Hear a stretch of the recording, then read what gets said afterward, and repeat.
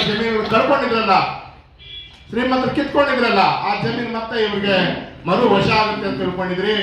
ಆದ್ರೆ ಅದು ಆಗಿದ್ದೇ ಬೇರೆ ಆಯಿತು. ದುಃಖ ಆಗ್ತಾ ಇದೆ.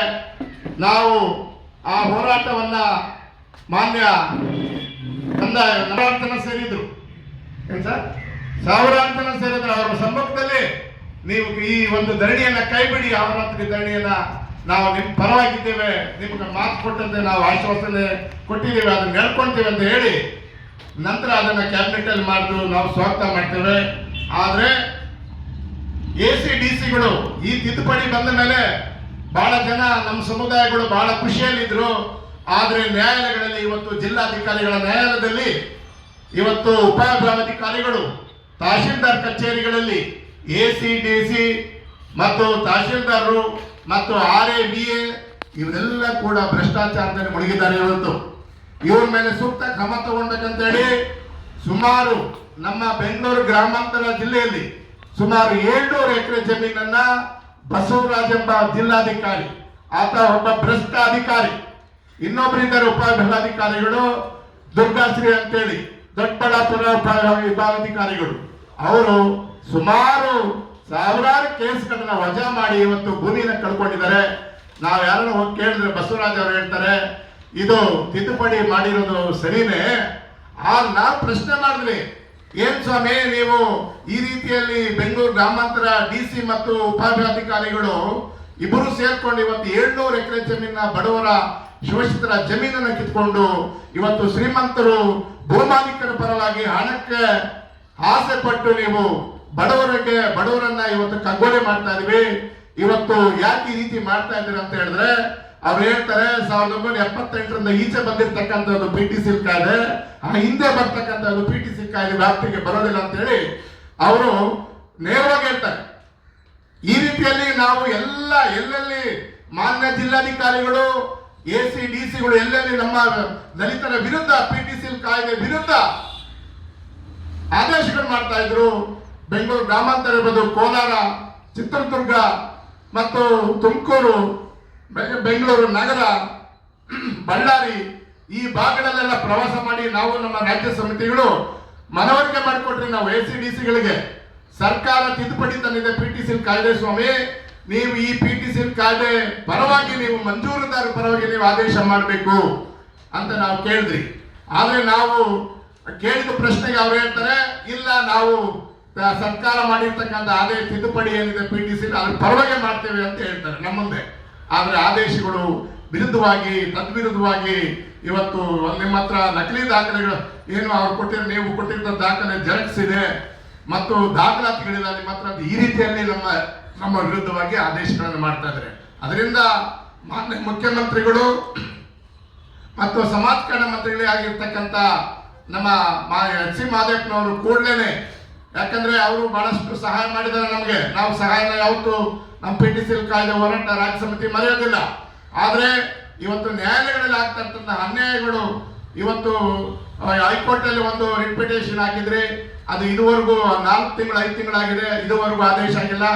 ಮತ್ತೆ ಸುಪ್ರೀಂ ಕೋರ್ಟ್ ಅಲ್ಲಿ ಕೂಡ ನಕ್ಕಂಟಿ ರಾಮಲಕ್ಷ್ಮಿ ವರ್ಸಸ್ ಕರ್ನಾಟಕ ಸರ್ಕಾರದ್ದು ಅವರೇನೆ ಸರ್ಕಾರನೇ ವಕೀಲರನ್ನ ಇಟ್ಟು ಅದ ಕೇಸಿನ ಪ್ರಕರಣವನ್ನ ನಡೆಸ್ತಾ ಇದ್ದಾರೆ. ಸಂತೋಷ. ಆದ್ರೆ ನಮ್ಮದು ಒಂದೇ ಬೇಡಿಕೆ, ನಾವು ಅನೇಕ ಬೇಡಿಕೆಗಳಿಲ್ಲ, 6 ಬೇಡಿಕೆ ಇಟ್ಕೊಂಡು ಇವತ್ತು ನಾವು ಪತ್ರಿಕಾಗೋಷ್ಠಿಯಲ್ಲಿ ಹೇಳ್ತಾ ಇದ್ವಿ, ನಾವು 5(1)D ಅನ್ನು ತೆಗಿಬೇಕು. ಆ ಡಿ ಸೆಕ್ಷನ್ ಸೇರಿಸಿದ ಕಾಯ್ದೆಯಿಂದ ನಮ್ಮೆಲ್ಲರಿಗೂ ಅನ್ಯಾಯ ಆಗ್ತಾ ಇದೆ. ಅದನ್ನ ಕೂಡಲೇ ನೀವೇನು ತಿದ್ದುಪಡಿ ಮಾಡಿದ್ರೆ ಮಾನ್ಯ ಏನು ನಮ್ಮ ರಾಜ್ಯಪಾಲರು ಹಾಕಿರ್ತಕ್ಕಂಥ ಅಂಕಿತಕ್ಕೆ ಬೆಲೆ ಇಲ್ವಾ? ಈ ತರ ಜಿಲ್ಲಾಧಿಕಾರಿಗಳು ACಗಳು ಅವ್ರ ವಿರುದ್ಧ ಮಾಡ್ತಾ ಇದ್ದಾರೆ, ಸರ್ಕಾರದ ತಿದ್ದುಪಡಿ ವಿರುದ್ಧ ಮಾಡ್ತಾ ಇದ್ದಾರೆ. ಅವರ ವಿರುದ್ಧ ಸೂಕ್ತ ಕಾನೂನು ಕ್ರಮ ತಗೊಳ್ಬೇಕು, ಅವ್ರನ್ನ ಸಸ್ಪೆಂಡ್ ಮಾಡಬೇಕು.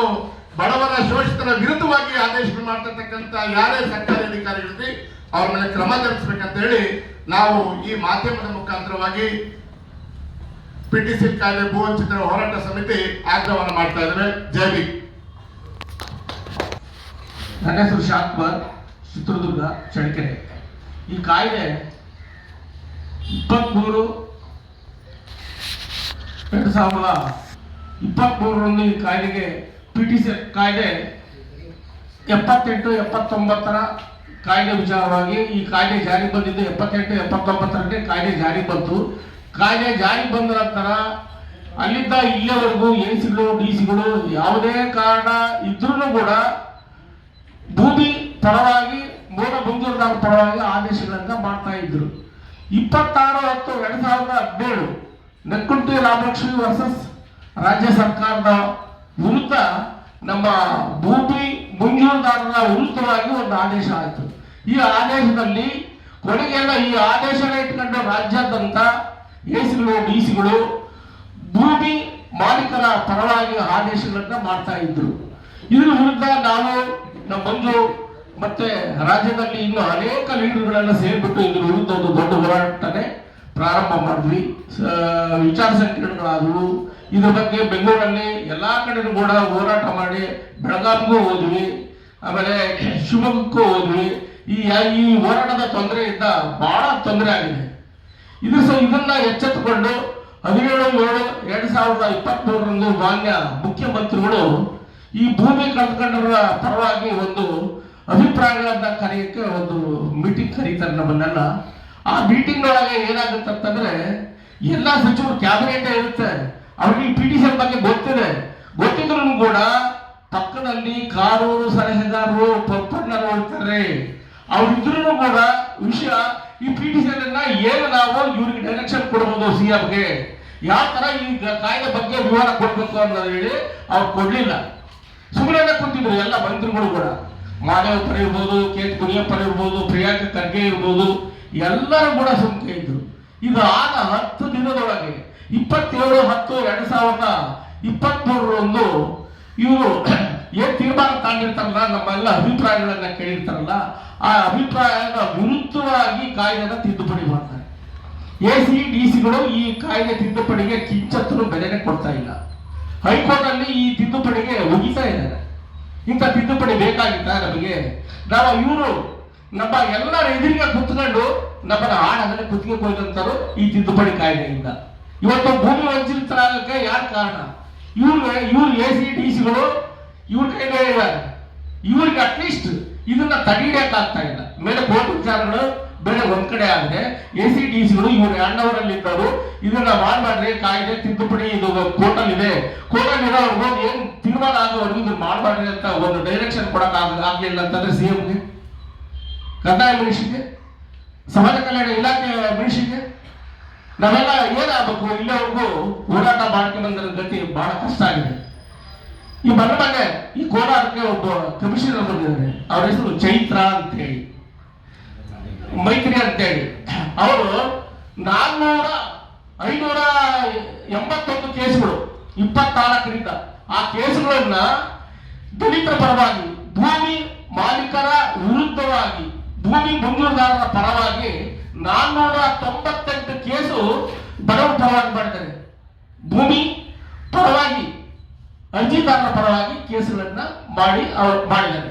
ಕುಮಾರಸ್ವಾಮಿ ಅವರು ಕೂಡ ಹೋದ್ರೆ, ಕುಮಾರಸ್ವಾಮಿ ಅವರು ಮಾಜಿ ಮುಖ್ಯಮಂತ್ರಿಗಳು ಆಗಿ ಕೇಂದ್ರದ ಮಂತ್ರಿಗಳು, ಅವ್ರಿಗೂ ಕೂಡ ಕೇರ್ ಮಾಡಿಲ್ಲ ಈಗ. ಅಂತ ಇಂಥ ಕೇಸುಗಳು ರಾಜ್ಯದಲ್ಲಿ ಎಲ್ಲಾ ಜಿಲ್ಲೆ ಒಳಗೆ ನಿಂತ್ರೆ ಇವತ್ತು ನಮ್ಮ ಪರವಾಗಿ ಕಮಿಷನರ್ಗಳು ಇಂಥ ಆದೇಶಗಳನ್ನ ಮಾಡಿದ್ರೆ ಇಡೀ ಅವ್ರಿಗೆಲ್ಲ ಒಂದು ನಾವು ಗೌರವಪೂರ್ವಕವಾಗಿ ಧನ್ಯವಾದಗಳನ್ನ ನಾವು ಹರಿಸ್ತಿದ್ವಿ. ಅವರೆಲ್ಲೇ ಇರ್ಲಿ, ಹೇಗೆ ಇರ್ಲಿ, ಇದನ್ನ ದಯಮಾಡಿ ಎಲ್ಲರೂ ಕೂಡ ಈಗ ನೆಕ್ಕುಂಟಿ ರಾಮಲಕ್ಷ್ಮಿ ಪ್ರಕರಣದ ವಿರುದ್ಧ ಏನು ರಾಜ್ಯದಲ್ಲಿ ಪೆಂಡಿಂಗ್ ಇದ್ದಾವೆ ಕೇಸುಗಳು, ಅದನ್ನ ಆದಷ್ಟು ತೀವ್ರವಾಗಿ ವಿಳಂಬ ಮಾಡದಂತೆ ಪ್ರಕರಣ ನಡೆಯಬೇಕು. ಮತ್ತು ಈಗ ಆಗಿರೋ ಅನ್ಯಾಯಗಳ ಬಗ್ಗೆ ನಿಮಗೆಲ್ಲ ಗೊತ್ತಿದೆ, ಏನಾಗಬೇಕು, ಏನ್ ಬಿಡ್ಬೇಕು ಅಂತೇಳಿ, ಮುಂದಿನ ಕ್ರಮ ಏನ್ ತಗೊಳ್ಬೇಕಂತೇಳಿ ನಾವು ಮುಂದಿನ ನಮ್ಮ ರಾಜ್ಯಾಧ್ಯಕ್ಷ ಆದಂತ ಪಿಟಿಷನ್ ಮಂಜು ಅವರು ಮಾತಾಡ್ತಾರೆ. ಈ ಮುಂದಿನ ನಾನು ನೇರವಾಗಿ ವಿಚಾರಕ್ಕೆ ಬರ್ತೀನಿ. ಪಿಟಿಸಿಎಲ್ ಕಾಯ್ದೆ 1978 ಏನು ಕಾಯ್ದೆ ಬಂತು, ಆ ಕಾಯ್ದೆ ಉದ್ದೇಶ ಮತ್ತು ಅದರ ಆಶಯಗಳ ವಿರುದ್ಧವಾಗಿ ಇವತ್ತು ನೇರವಾಗಿ ಹೇಳ್ಬೇಕಂದ್ರೆ ನ್ಯಾಯಾಲಯಗಳೇ ಇದು ವಿರುದ್ಧವಾಗಿ ನಮ್ಗೆ ಸಮಸ್ಯೆ ಆಗ್ತವೆ. ಒಂದು ಕಡೆ ಸರ್ಕಾರ ನಾಮಕಾವಸ್ಥೆಗೆ ಕಾಯ್ದೆ ಜಾರಿಗೆ ತಿದ್ದುಪಡಿ ತಂದ್ರು, ಬಟ್ ಅದ್ರ ವಿರುದ್ಧವಾಗಿ ಏನ್ ನ್ಯಾಯಾಲಯಗಳಿದೆ, ಈ ದೇಶದ ಎಲ್ಲಾ ನ್ಯಾಯಾಲಯಗಳು ಈ ದಲಿತ ಸಮುದಾಯ ವಿರುದ್ಧವಾಗಿ ಕುತಂತ್ರ ಮಾಡಿ ನಮ್ಮನ್ನ ಸರ್ವನಾಶ ಮಾಡಕ್ ಹೊರಟಿದ್ದಾರೆ. ನಾವು ಯಾವುದೇ ರೀತಿ ಕಾನೂನು ಬಾಹಿರ ಏನು ಕೇಳ್ತಾ ಇಲ್ಲ. ನಾವು ಏನು ಸಂವಿಧಾನಬದ್ಧವಾಗಿ ಕಾಯ್ದೆ ಆಗಿದೆ 1979 ಕಾಯ್ದೆ ತಂದರೆ 31C ಮತ್ತೆ 46 ಅಂಡರ್ ಏನು ಕಾಯ್ದೆ ರೂಪಿಸಿದ್ದಾರೆ, ಅದ್ರ ವ್ಯಾಪ್ತಿಲಿ ಏನು ಕಾಯ್ದೆ ಬಂದಿದೆ ಅವತ್ತಿನ ಕಾಲದಲ್ಲೇ ಆಗಿನ ಕಾಲದಲ್ಲೇ ಕೂಡ ರಾಷ್ಟ್ರಪತಿ ಅಂಕಿತ ಕೂಡ ಆಗಿದೆ.